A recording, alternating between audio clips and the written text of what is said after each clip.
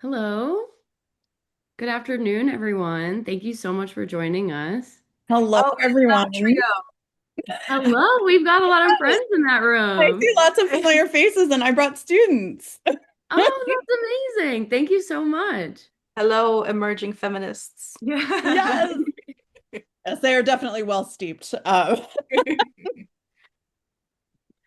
Well, thank you so much for joining us on this Wednesday evening. My name is Courtney Carroll. My pronouns are she, her. I serve NWSA as its operations and infrastructure manager. I want to thank you all so much for joining us for the Missing Conversation, Feminism, Fertility, Literacy, and Inclusive Pathways to Parenthood with Cheri Bergeron. Cheri is a former tech executive and entrepreneur based in turned best-selling author. She's a speaker, a trained life coach, and founder of the nonprofit Cheri's Choice. Following her 10-year struggle with infertility, um, that involved multiple rounds of IVF, conception, uh, genetic defects, and child loss. She successfully gave birth to her children at the ages of 44 and 46. Driven by these experiences, Cheri wrote the number one Amazon bestseller, Mission Motherhood, to let women know that they aren't alone in this struggle. Through her nonprofit, Cheri now helps hopeful parents navigate non-traditional paths to parenthood on their own time with clarity, confidence, and choice. She lives with her beautiful, unconventional family in Austin, Texas. We are so grateful to have you with us, Cheri, and are so excited for this talk. I, for one, have been waiting, I think, over a year to hear this talk. So I am very excited to be involved and just sit back and hear your expertise. So thank you so much. And any questions, if anyone has a question throughout, we'll have questions at the end, but if you have a question throughout and can't hold on, feel free to throw it in the chat and we will reiterate it at the end. That would be amazing. And so it's so great to see your faces. Thank you so much. I love that there are three in a room. Like that's fun. You can have conversation. And what you can't see, I'm wearing it says infertility warrior. So that's what Oh my my God, I shirt. love it. Yeah. I was gonna say, if it is distracting to everyone, I noticed that the camera on my computer keeps zooming in and out because it's seeing us in different ways. I'm happy to turn it off, but I know, it's sometimes nice to have faces in the audience. Hey, Yeah. friend, we support you however you choose to show up. How about Okay. Well, let us know if it becomes distracting. that? Of course. Thank I'm you. wanting to make sure if I'm showing the right screen. Is that the right screen It's a or little cropped, I think. okay, let me just find the right screen to share. I think this is the one I meant to share. Oh, Is that same. showing the full slide? We're looking at presenter view. Oh, that's not what I want to share. Okay, let me do that. In these Stop. moments, I find it best to just blame the planets in retrograde. Oh, And we're taking our I time. know. I actually had it I perfectly know. set up, and then I like probably hit something, and that's why it's not happy with me anymore. So, okay, that's that one. Let me see if it's this. Share. Nope, that's still the same, isn't it?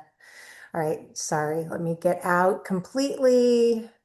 Stop share. Go back to my thing, and then I will. It must be doing my other screen. See if that'll do it. Zoom, share.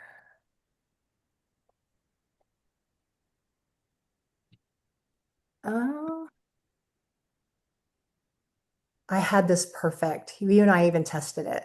I know. We That can was- blame me. I know. It really was perfect. I was thinking maybe I can just pull them up.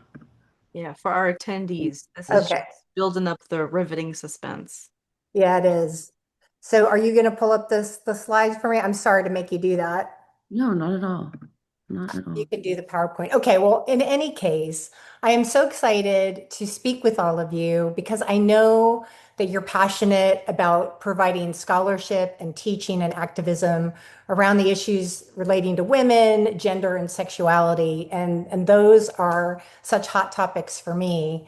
So today I'm going to talk about some pillars around culture, society, legal pillars, medical pillars, but it's really all going to be framed within my personal story because I experienced a lot of these things directly.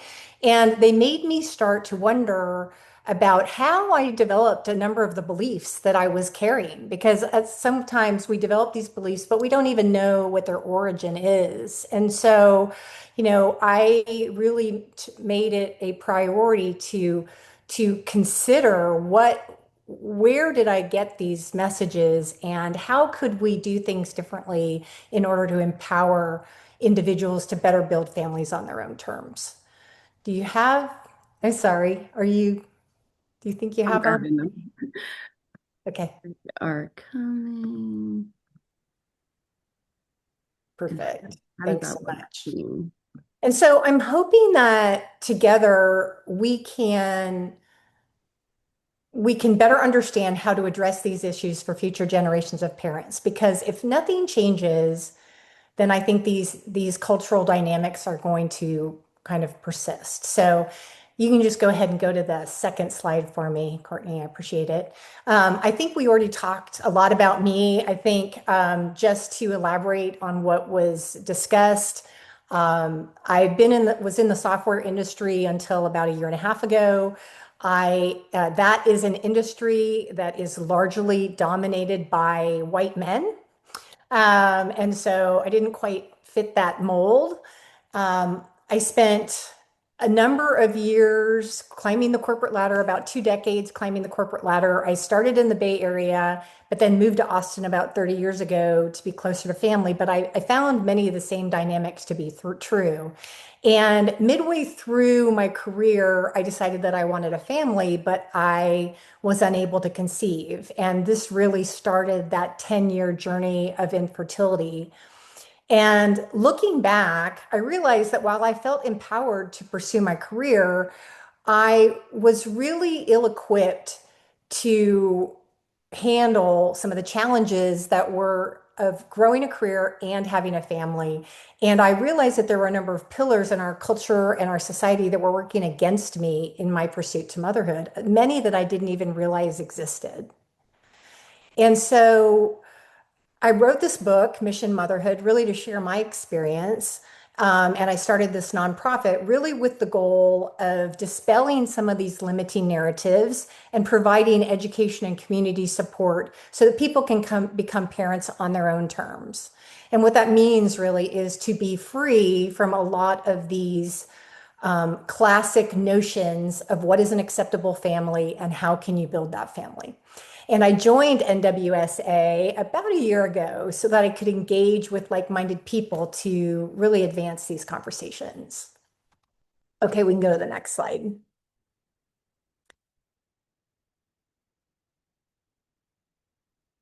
Yeah, there you go. So I'm going to talk about 4 defining moments that really shaped my mission and the cultural and societal pillars that need to evolve in order to support our population better in building the families that they dream about and really beyond those who follow the traditional path. We'll talk about the conversations that we aren't having, because this is about the missing conversations and how we can close those gaps that are impacting both women and men, as well as our abilities to build these families that we want. And then we'll wrap up the conversation regarding what we can do at the university level to counter some of these false narratives and empower future generations. So the first defining moment, if you go to the next slide for me, was sitting, mostly naked in a fertility clinic at the age of 40. And my husband and I had been trying to conceive naturally for about 3 years and it wasn't working. And it's crazy because I foolishly thought that I would, get off birth control and magically become pregnant. I don't know if any of you have ever experienced this before, but this was kind of my mindset. And so when that didn't happen, I was really confused and concerned. So, I decided to seek help from a fertility doctor. And sitting across from him, I learned some really hard truths about fertility that I had never heard before. So if you go to the next slide, the first thing that he showed me, put in front of me, was this chart from the CDC. And it mapped out the statistical probability of having a healthy pregnancy and birth at different ages. So I was shocked to see this because it showed that our fertility as women starts to decline around the age of 30. And by the age of 36, it takes this nosedive. I had never seen a chart like this before. And then he showed me that you are here, like red map dot, that was the one that lets you know that you're really screwed. And, it was like, if your body is like the average woman, then you have about a 10% chance of conceiving and delivering a healthy baby. And I was devastated by this information. It's like, where did I miss the memo? Because I was like, I am intelligent, educated, successful, hardworking. How did I miss the realities that about my fertility that were being shown to me in such brutal clarity through this chart?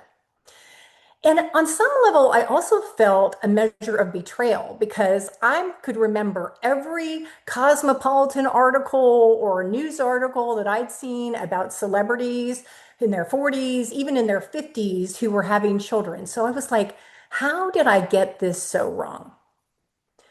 And so this really started my journey to rewind the tape. If you'll go to the next slide for me, rewind the tape on the messages that I had received growing up. It was like, let's play this movie back and see how this happened to me, because I can't be the only one, but it's like I had these messages in my head and I didn't even know where they all came from.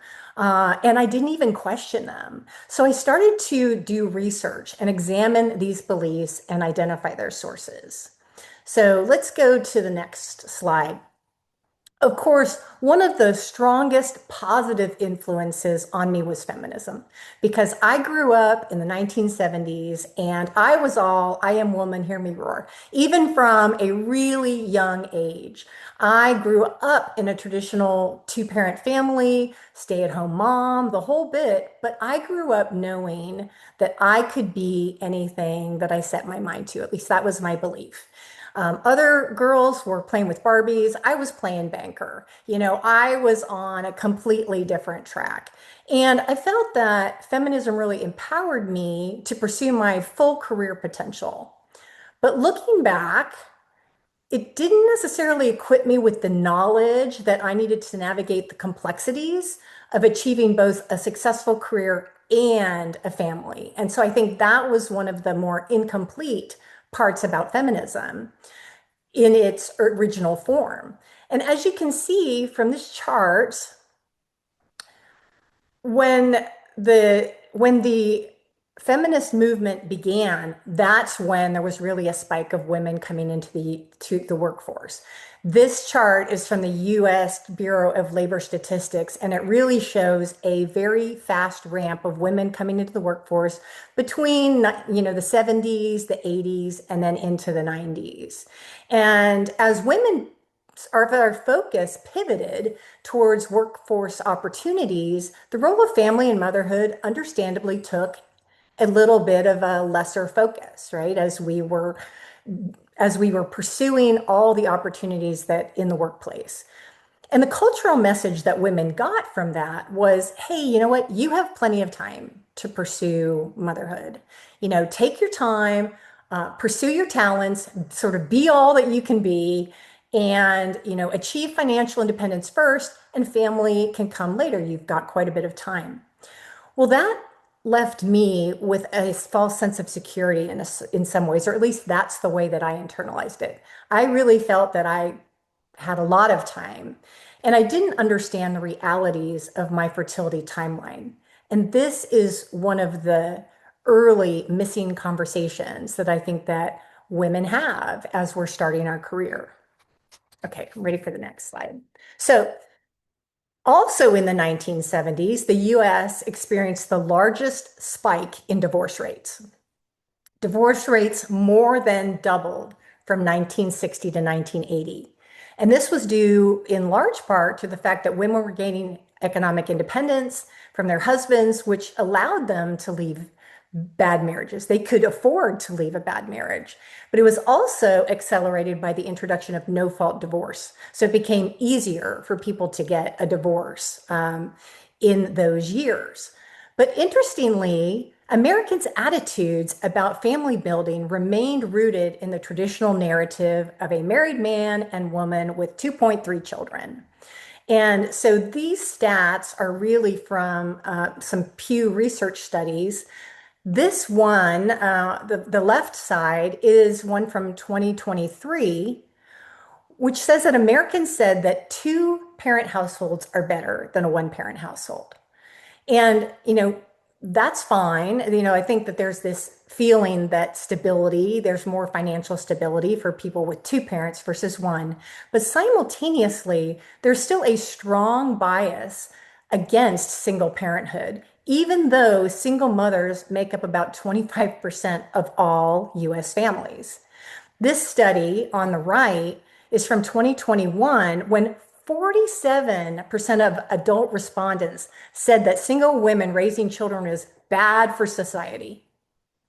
So, I mean, how can they say that, and so this really underscores the societal pillar that, there's one right way to create a family, and that's the traditional family.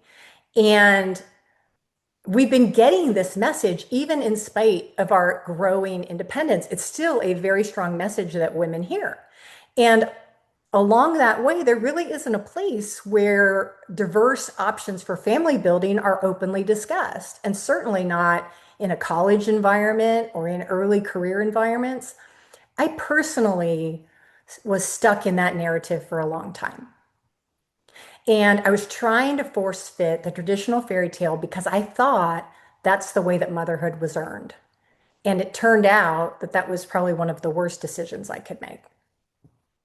So then, while all this is going on, there's another major pillar in addition to career and family, which is the systemic pillar in our education system that's at play. We are sending a very strong message to girls and boys at a very young age. And that message is don't get pregnant. Whatever you do, don't get pregnant. And that is a very strong message and a very good message to a degree, because virtually all teenagers who attend public or private schools receive sex education in our country. The only ones who don't maybe are those who are homeschooled. And so teenagers get this message hammered into their heads. Don't get pregnant, don't get pregnant, which let's all agree that's generally a good thing. We want our young people to know how babies are made. We want them not to have to face the hardships that often come socially, economically, and emotionally if they're having children before they're ready, right? We want our kids to be kids and be able to enjoy their childhood while they have it. But at the same time, there's no fertility education taught in high school or college. So we're not giving them the yin to the yang. We're just telling them don't. And then with the exception of health and medical fields of studies, if you're not in one of those, you never learn about reproductive timelines in higher education. So we're conditioning boys and girls and then men and women to avoid having children, but we aren't equipping them with the information that they need when they are ready to start a family. So we continue to grow up with that notion even into our 20s, 30s, and 40s that, wow, if I stop contraception, I'm immediately going to be pregnant because there's been all this emphasis on don't get pregnant. It's been all this kind of fear and uncertainty about that. And this is a huge missing conversation and very one-sided. So let's look on the next slide at the conversion of these three trends. This is a chart from the National Center of Health Statistics, and it shows what happens when these three pillars collide. This chart shows the birth rate for different age groups over the last 30 years. And part of the good news is that you can see that teenage pregnancies have dramatically declined over this time period. In fact, they're down like 73% over the last 30 years. So in general, that is an excellent thing, right? There are fewer teenagers having babies. But also notably, the number of women having babies between the ages of 20 and 30 has declined around 43%, which is a major decline of some of the people that in previous generations, that was the prime time of having children. That was the average time of having children. And in fact, what we see in that chart on the right is that the largest spikes in births is occurring with women over the age of 35, with the largest increase being women over 40. Okay, well, let's go back and let's go to the next slide. Yep. But I'm repeating this slide because it's like, okay, well, we just saw this from the CDC. Women and families are trying to have children at the time in which their fertility is declining the most. And what I have seen from research is that only 1 to 2% of women in these age categories have frozen their eggs. So we're talking natural conception at a time when your probabilities are the worst. So let's go on to the next. So it's no surprise then that we are in the middle of an infertility epidemic. I experienced this directly firsthand. I struggled with infertility from the ages of 36 to 46. And I went through IVF, which is an emotional roller coaster as well as a physical roller coaster. And given the predominance of traditional family messages that we've received, these medical procedures bring with them a huge emotional toll. Women feel a sense of shame about it because it hits at one of the core things that we think about ourselves as women, the ability to conceive, carry, and deliver a child. It brings with it feelings of inadequacy, that somehow I am broken. And it brings a lot of self-blame. Why didn't I pursue this sooner? Questioning the choices that we've made. And studies show that the level of emotional distress that women going through infertility face is comparable to that of patients who have been diagnosed with cancer. Let that sink in. That is a incredibly detrimental toll on a woman's psyche, and we tend to hold that in. And, this statistic, if you go to the next slide, I was facing this and going through it alone. But then what I learned is that this is happening on a global scale, that 1 in 6 adults experience infertility. And that's both men and women. This is according to the American Society of Reproductive Medicine. And our culture often characterizes infertility as mostly a female issue. But male factor infertility accounts for almost half of all fertility issues. But we really don't hear much about that, do we? It's always about the woman's old lady eggs and things like that. So, I hope that these trends really show and reveal the cultural, societal, and systemic pillars that are shaping our belief systems and ultimately holding us back. So let's go on to the next slide and I'll share with you my second defining moment. The first one was sitting in a fertility doctor's office. The second one was also sitting in a doctor's office. I ultimately learned that my eggs were not viable because of my age. Turns out that my biological clock was ticking faster than the average woman. And at the age of 40, I was already experiencing perimenopause. And I was like, menopause? What the heck are you talking about? And so my eggs were off the table. So a doctor suggested that I use an egg donor. And I had never heard about egg donors before. I think there's more information about them now. I knew about sperm donors, but I never knew about egg donors. And I learned that if I used the eggs of a younger woman, my odds of having a healthy pregnancy were roughly the same as hers. And I was like, wow, that's kind of the fountain of youth, right? So I moved forward with a 27-year-old donor eggs and combined them with my husband's sperm to create our embryos. And soon after that, I was pregnant. I was like, this is amazing.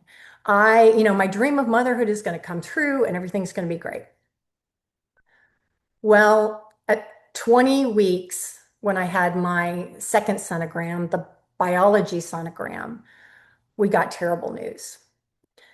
The child I was carrying had a rare genetic condition that was incompatible with life. And it was a condition that affects about 3.5 pregnancies out of 10,000 births. And here I was, 2/3 of the way through my pregnancy, thinking everything was great. And I was told that the pregnancy would cause a danger to both of us and that I was going to need a medical termination. In other words, an abortion. And I was like, an abortion? How did I get here?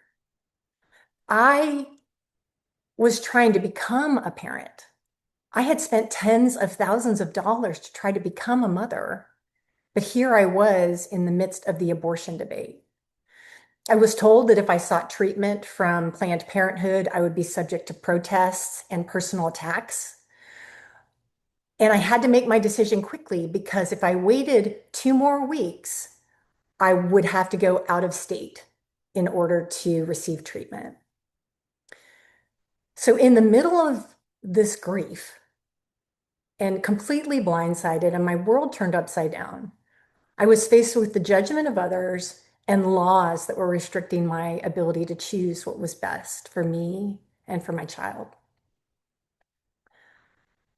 So, at that appointment, I also learned that I was having a little girl.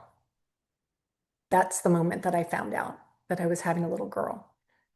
I decided to name her Rachel Marie, knowing that I was going to have to say goodbye to her before I even got to say hello. And so if you go to the next slide, this is when I experienced a pillar that impacts women so deeply. It's the political pillar that restricts our right to choose what's best for our babies and our bodies. I ultimately went to a discreet doctor in Houston to get the procedure. And I can tell you personally that it was excruciating. I carried my daughter's lifeless body for 3 days, and I carry the experience emotionally to this day. This happened to me in 2012, which was during the pre-Dobbs era. If this happened to me today in Texas, I would have been denied this treatment and I would have had to go out of state, even at a much earlier time.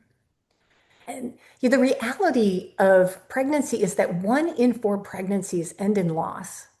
And some of those require medical assistance. And I know the people on this call are probably all too aware of the tremendous political headwinds that are restricting our ability to choose at this time in our society. I hope my story puts a personal face on that struggle because we must continue to fight to ensure that women have the right to make these kinds of choices for themselves and their families. Now, it took me a long time to heal from losing Rachel.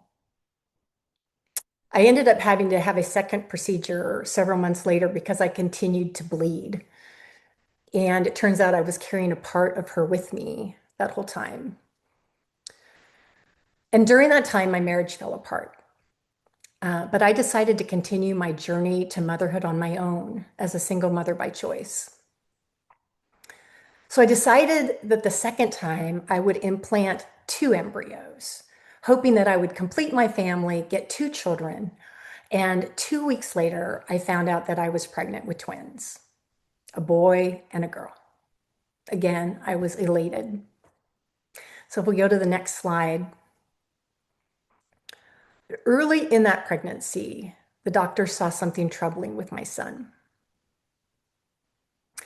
The sonogram showed a nonspecific spot on his lung, and this was now a high-risk pregnancy. Of course, I had twins, so my daughter was also at risk if something happened to him. So I sat on pins and needles for 7 months under the care of a maternal fetal medicine doctor who specialized in these kinds of cases. And at 34 weeks, we had to do an emergency C-section because my son was in distress. When he was born, the emergency room was silent. There was no sound of a crying baby. My son, who I named Brandon, was alive, but he was unable to breathe on his own. Brandon was rushed out of the room, placed on a state-of-the-art ventilator that forced oxygen into his lungs. It was essentially breathing for him. It was keeping him alive. After doing genetic testing at the Mayo Clinic, we learned that my son had an extremely rare genetic condition where the baby's lungs don't develop properly. This disease is observed in fewer than 50 babies for every 100,000 births. There's no cure. It would soon be time to say goodbye to my son. This picture is the only time I got to hold my baby. The rest of the time he was hooked up to that ventilator. It was while he was dying. I watched him suffer for 19 days until his kidneys started to shut down and we had to remove him from life support. After burying my son, my second child, I needed to find out some answers. Why was this happening? The odds of a woman having 2 children with these rare genetic diseases was in the trillionths of 1%. This didn't happen by chance.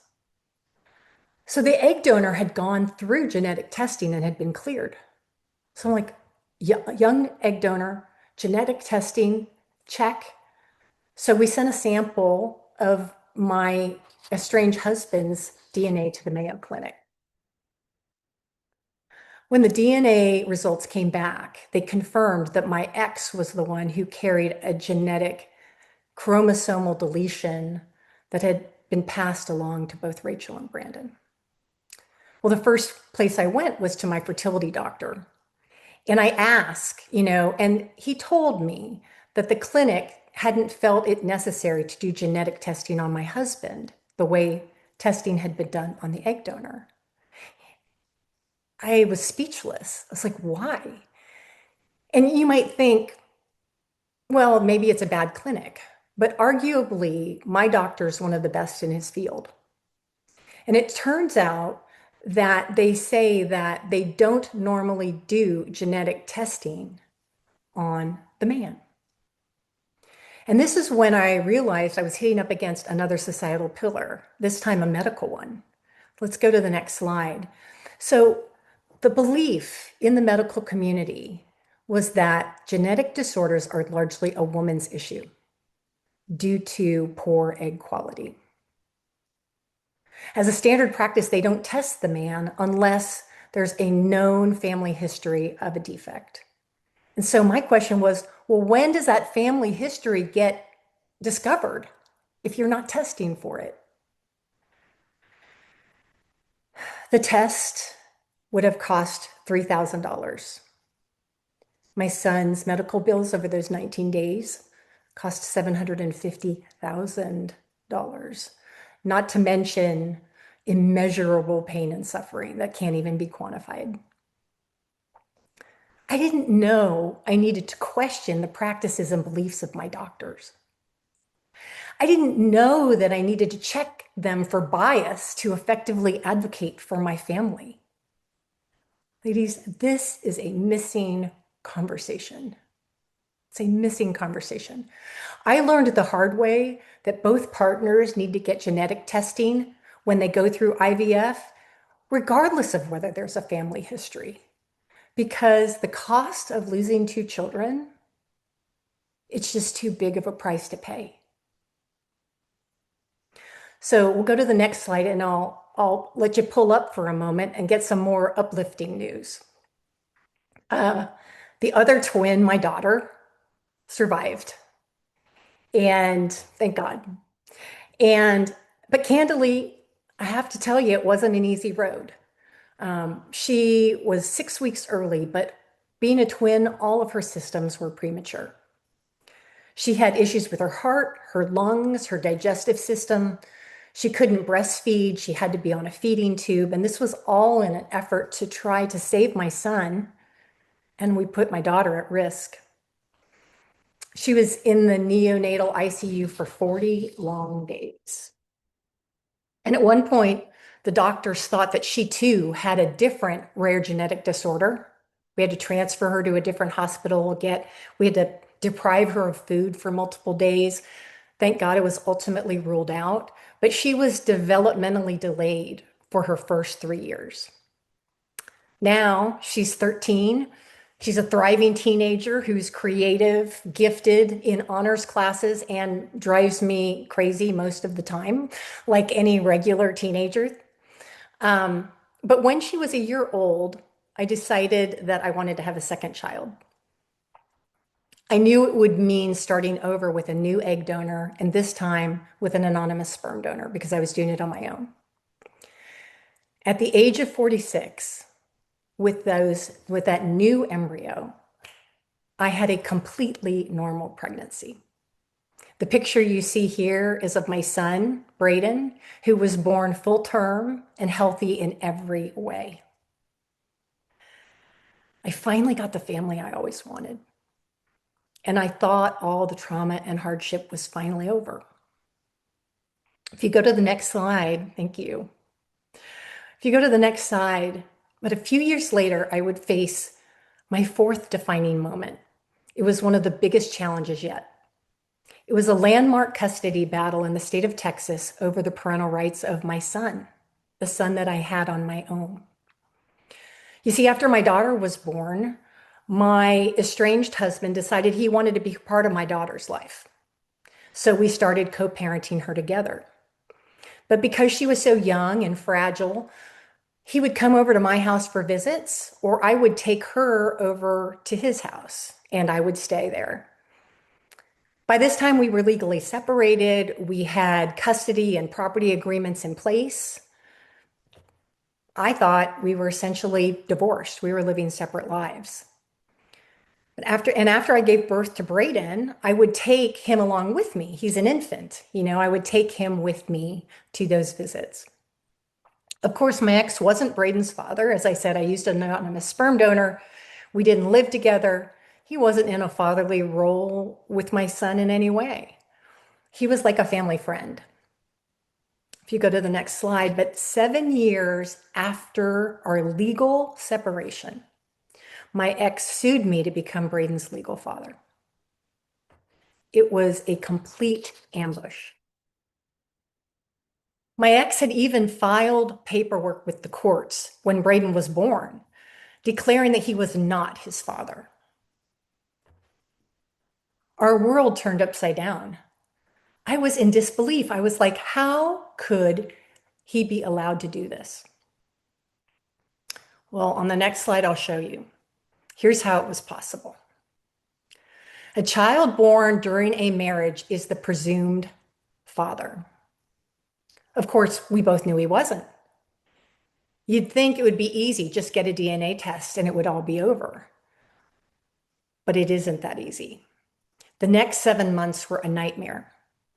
I had to surrender my 4-year-old to this man for unsupervised visits when he had never been without me before. My son had to go into therapy to be evaluated for his connection to this person. During that time, the legitimacy of my family was questioned in about every way possible. I was told that I wasn't a real mother because I had used an egg donor.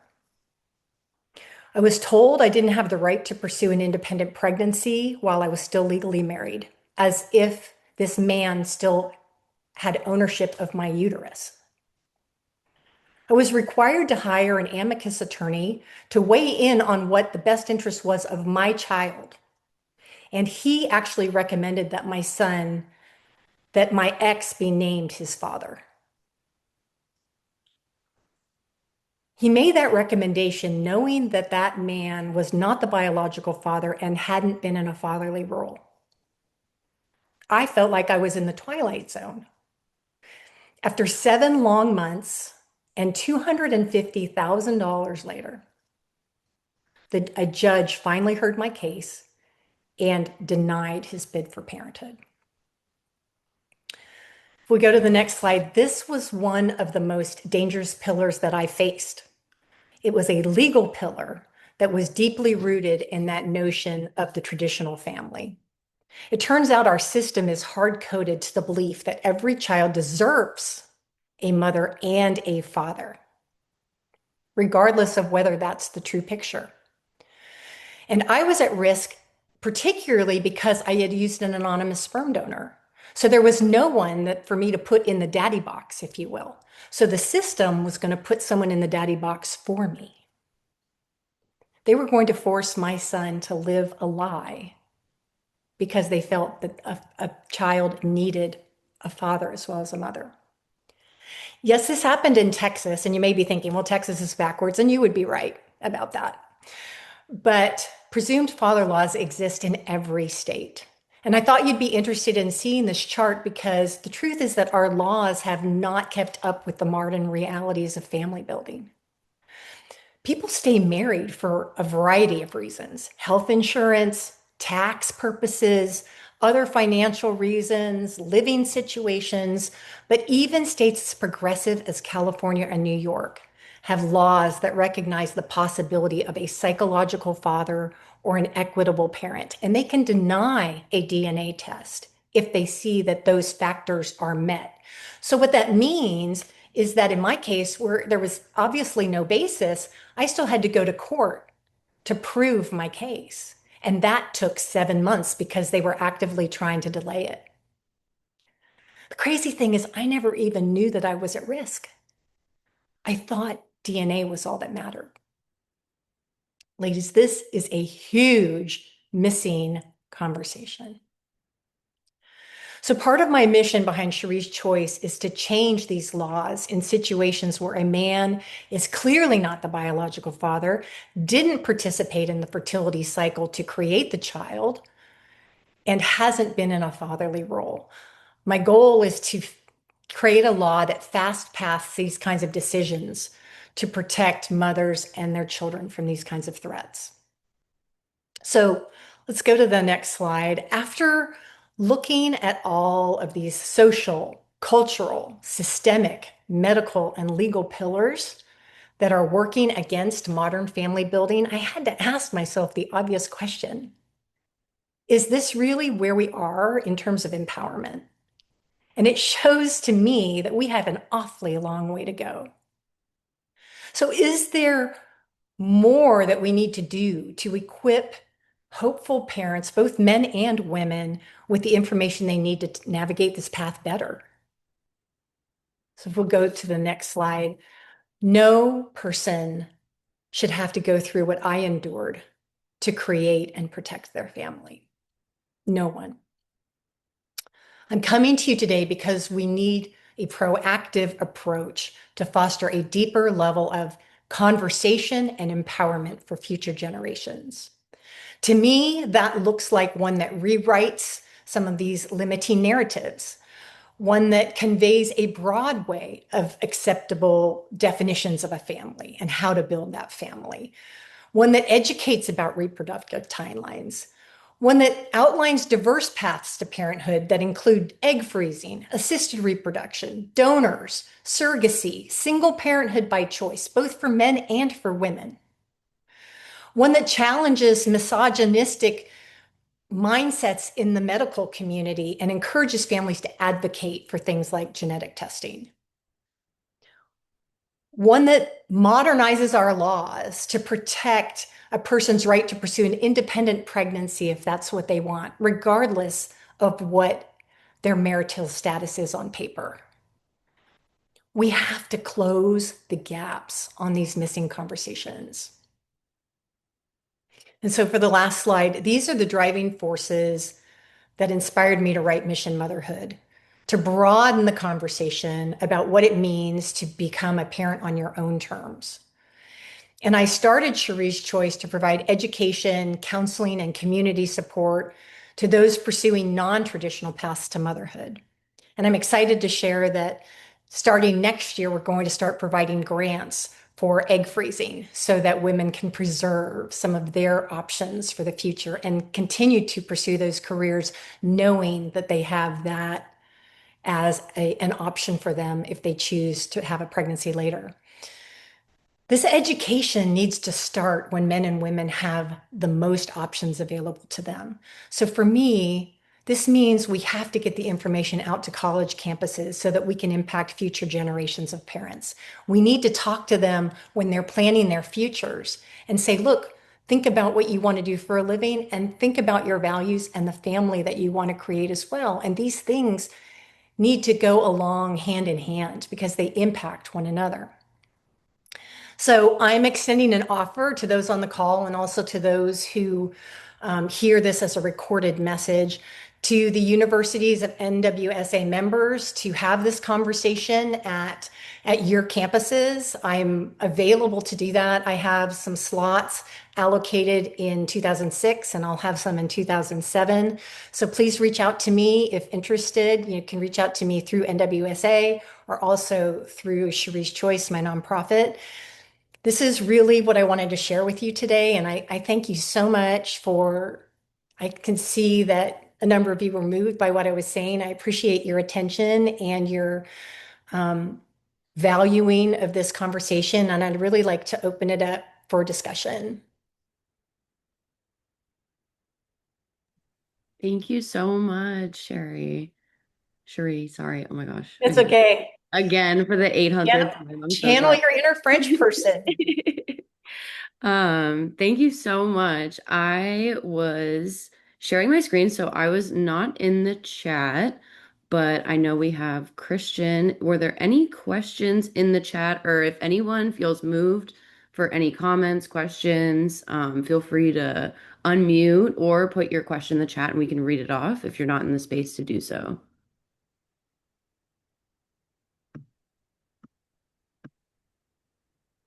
Yeah, and if there aren't any questions, again, this is what I do day in and day out. I have the privilege of working with men and women who are wrestling with some of these issues, but my priority is to reduce the number of people who are suffering through infertility. I want to reduce that 1 in 6 because it is an incredibly painful journey. And with some awareness, with some education, with some awareness, with some planning, we could actually meaningfully reduce that statistic.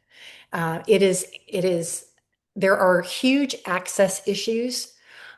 This greatly disadvantages minorities as well who cannot afford these kinds of treatments, but it's also just so taxing on us emotionally and physically that if we could educate people earlier, I really think we have the opportunity to disrupt this trend and let people know that they have choice. It doesn't mean that everybody has to become a mother.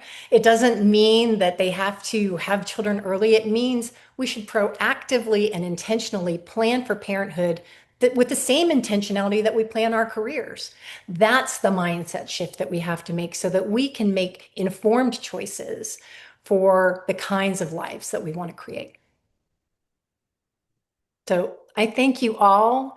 It's been a delight. I hope to hear from you I directly. think we have a question. Okay. Yeah, if we have a moment. So I'm Krista Craven. I write on LGBTQ people's experiences with reproductive loss, including infertility, and I see so much resonance with the story that you shared. Thank you for sharing all of those tragedies. And my question is actually more of my own lack of knowledge in this particular area. But you mentioned the psychological father and the equitable parent. And are those legal terms? Like how are they being used? They're not terms that I'm familiar with. Yeah, those are absolutely legal terms, and I can get you some more information about it. But the idea really is that, and there's some basis for this to say that if somebody, let's say a woman has a child and they meet someone at the age of where the child is 2 and they start living with that person and they are acting like a father, not like my situation where we were living these separate lives except for visitation, but literally they're living together, they're providing financial support, they're there for the critical things in their life, they're calling them dad and things like that. That is a situation where the court might find that it would be harmful to remove that person from the child's life. The problem for me was that because simply for the fact that I was still legally married on paper, my ex could hijack our lives for 7 months and cause me to pay $250,000, um, trying to rely upon that presumption.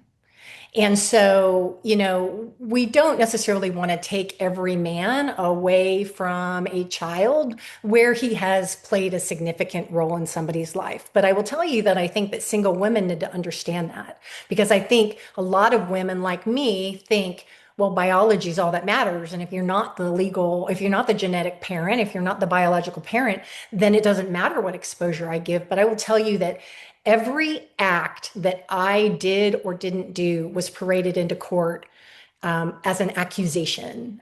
So if I provided a picture at Christmas that included my son, or a thank you for a birthday present that had a heart on it from Braden, it would say, well, does he love him? I mean, it was like every little thing was scrutinized. And I think this is a gap in people's understanding about how the law really works.